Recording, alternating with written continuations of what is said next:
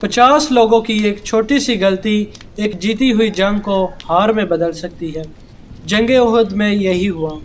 بدر میں بری طرح شکست کے بعد مکہ کے کافروں نے 3000 لوگوں کی فوج تیار کی اور مسلمانوں پر حملے کے لیے مکہ سے روانہ ہو گئے۔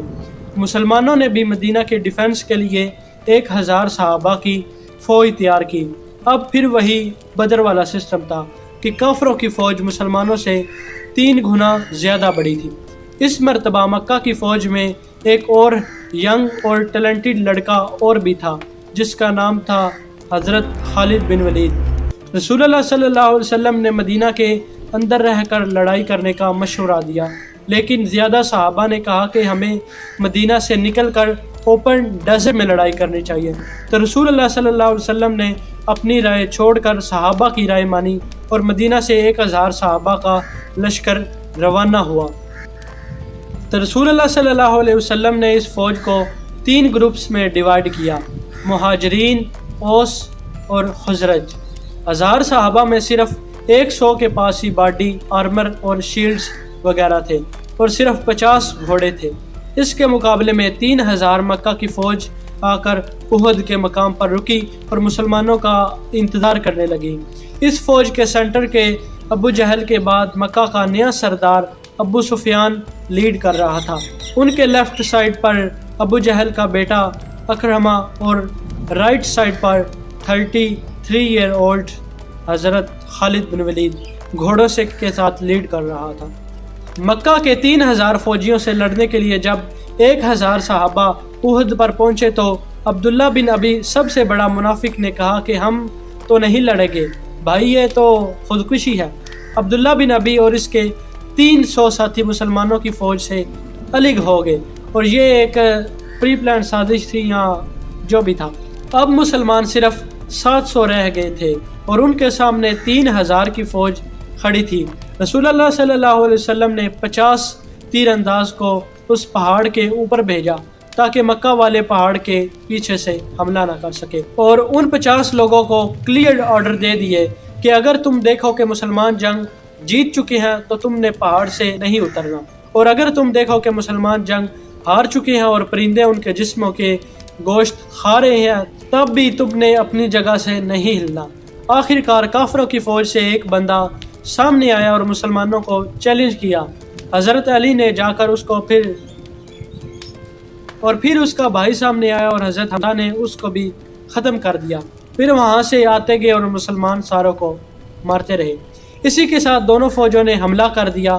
پہلے لڑائی تھوڑی سخت ہوئی لیکن آہستہ آہستہ صحابہ ان کو کرش کرتے گئے اور مکہ والے کے حوصلے ہارنے لگے اور تھوڑی سی لڑائی کے بعد بدر کی طرح میدان سے بھاگنے لگے۔ کلیئرلی یہ لگ رہا تھا کہ مسلمان جنگ جیت چکے ہیں، اس لیے پہاڑ پر کھڑے 50 تیر اندازوں میں سے 41 جیت کی ایکسائٹمنٹ میں پہاڑ چھوڑ کر مال اکٹھا کرنے کے لیے نیچے اتر گئے اور پہاڑ کے اوپر صرف 9 تیر انداز رہ گئے تھے اور ایگزیکٹ اسی ٹائم کا حضرت خالد بن ولید انتظار کر رہے تھے۔ جیسے ہی وہ نیچے اترے حضرت خالد بن ولید نے اپنے گھڑ سواروں کو لے کر پہاڑ کے پیچھے سے لائٹننگ سپیڈ کے ساتھ آگے بڑھے۔ اب the game was completely changed. مسلمان جیتی ہوئی جنگ کے بجائے 2 فوجوں کے درمیان پھنس گئے اور آہستہ آہستہ بہت سارے صحابہ شہید ہونے لگے اور مسلمانوں کے مین جنرل حضرت حمزہ کو ایک حبشی غلام واشی نے شہید کر دیا۔ And to make it even worse, دونوں فوجوں سے لڑنے کے دوران وہاں ایک افواہ پھیل گئی کہ محمد صلی اللہ علیہ وسلم کو بھی شہید کر دیا گیا ہے، اور یہ افواہ اس لیے پھیلی کہ جب حضرت خالد بن ولید پہاڑ کے پیچھے سے حملہ کر رہے تھے تو ان میں سے ایک گروپ الگ ہو کر حضرت محمد صلی اللہ علیہ وسلم کے کیمپ پر حملہ کرنے لگا، اور اسی ٹائم پر وہاں پر رسول اللہ صلی اللہ علیہ وسلم کی پروٹیکشن کے لیے صرف 9 لوگ موجود تھے۔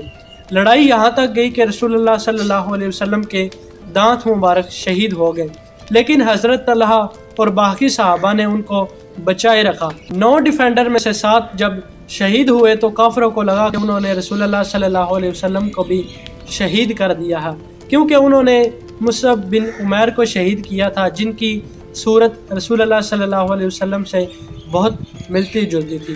اتنے میں مسلمانوں کی فوج کسی طرح وہاں سے نکل کر پیچھے ہٹی اور رسول اللہ صلی اللہ علیہ وسلم کو پروٹیکٹ کر کے پہاڑ کے اوپر لے گئی اور پہاڑ کے اوپر دوبارہ فارمیشن بنائی اور لڑائی کے لیے بالکل ریڈی ہو گئی۔ مکہ والوں کے گھوڑے پہاڑ پر چڑھ نہیں سکتے تھے اور بغیر گھوڑوں کے ان کی سپیڈ بہت سلو تھی اور مسلمان ان پر تیر برساتے تھے۔ تو ابو سفیان نے فیصلہ کیا کہ بس اتنا کافی ہے، ہم بس یہاں سے واپس مکہ چلتے ہیں۔ جانے سے پہلے ابو سفیان نے حضرت عمر سے پوچھا کہ کیا ہم نے محمد صلی اللہ علیہ وسلم کو نعوذ باللہ قتل کر دیا ہے؟ تو حضرت عمر نے کہا کہ نہیں، وہ بالکل ٹھیک ہے اور جو یہ تم کہہ رہے ہو وہ یہ سن رہے ہیں۔ اس پر ابو سفیان کو بہت غصہ آیا کیونکہ انہوں نے یہ جنگ اس لیے کی تھی کہ محمد صلی اللہ علیہ وسلم کو شہید کیا جائے اور مدینہ پر قبضہ کیا جائے، لیکن ان میں سے کوئی بھی آبجیکٹو پورا نہیں ہوا اور وہ واپس چلے گئے۔ تاریخ میں بہت سارے ہسٹورین اس جنگ کو مسلمانوں کی ابسلیوٹ شکست کہتی ہیں، لیکن کچھ ہسٹورین ایسے بھی ہیں جو کہتے ہیں کہ یس، مسلمانوں کو بہت نقصان ہوا لیکن قریش کا کوئی بھی آبجیکٹو پورا نہیں ہوا۔ اس جنگ سے مسلمانوں کو بہت نقصان ہوا، لیکن ایک چیز مسلمانوں نے اس سے سیکھی کہ جنگ کے دوران کبھی بھی اپنے لیڈر کے آرڈر کی خلاف ورزی نہیں کرنی، اور پھر آنے والے سالوں میں بڑے بڑے سپر پاور کے ساتھ ان کی لڑائی ہوئی، لیکن انہوں نے کبھی بھی مسلمانوں نے اپنے لیڈرز کی خلاف ورزی نہیں کی۔ اب مکہ کی فوج واپس تو چلی گئی، لیکن اس بار ابو سفیان نے پورے عرب سے 10,000 کی فوج کی تیاری شروع کر دی۔